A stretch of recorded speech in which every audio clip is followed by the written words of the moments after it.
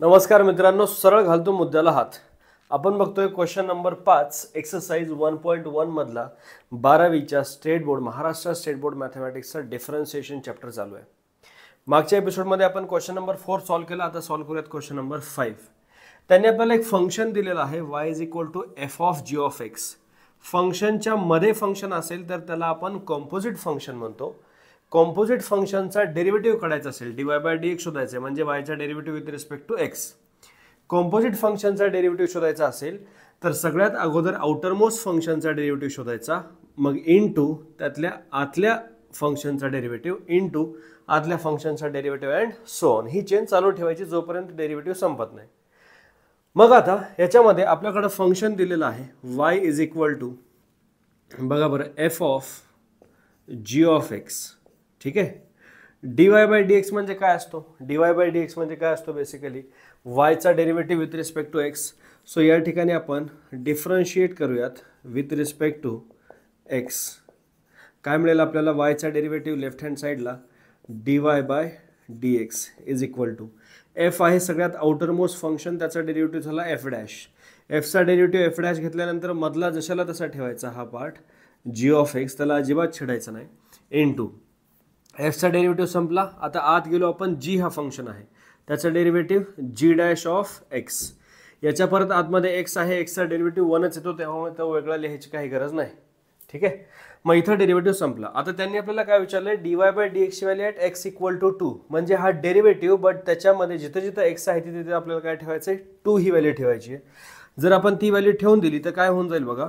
हा झाला f' of g of 2 into g' of 2 is equal to g' of 2 ची आपल्याकडे काय व्हॅल्यू दिली त्यांनी या ठिकाणी बघा 5. सो हा झाला 5. प्रोडक्टमध्ये असल्यामुळे मी ह्याला अगोदर लिहिलं. g of 2 ची व्हॅल्यू किती आहे? g of 2 ची व्हॅल्यू आहे 3. सो हा काय झाला?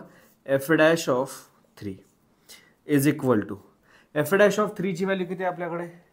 f' of 3 ची व्हॅल्यू आहे -1.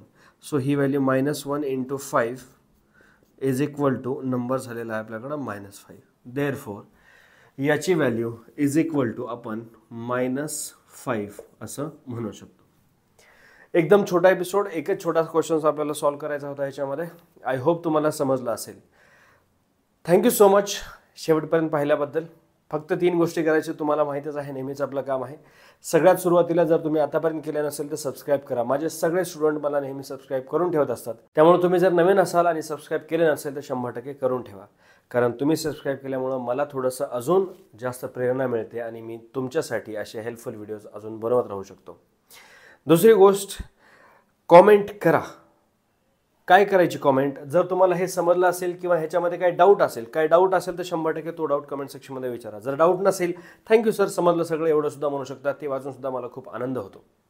आणि जर या व्यतिरिक्त तुमचा काही मुद्दा असेल की सर मला पर्टिक्युलर वेगळ्या या चॅप्टरचा हा एक्सरसाइज पाहिजे, किंवा मला CETच्या या क्वेश्चनमध्ये डाऊट येत आहे, मला JEEची तयारी कशी करावी कळत नाही आहे, टाईम मॅनेजमेंट कसा करू, काही तुमचा मुद्दा असेल सरळ कमेंट सेक्शनमध्ये लिहा. हजारो कमेंट येतात, मी सगळ्यांना रिप्लाय करतो. तुम्हाला सुद्धा 100% करणार. जर काही अर्जंटमध्ये विचारायचं असेल तर तुम्ही मला इंस्टाग्राममध्ये टेक्स्ट करू शकता. आपला हँडल आहे इंस्टाग्रामला @spark_maths SPERKK_MATHS.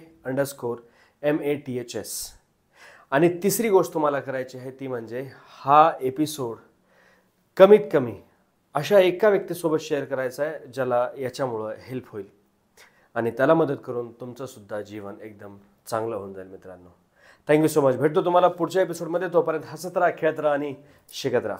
यार तुम्हें इस वीडियो में कोई भी डाउट है या फिर इन जनरल मैथ्स में कोई भी डाउट है तो कमेंट सेक्शन में पूछो.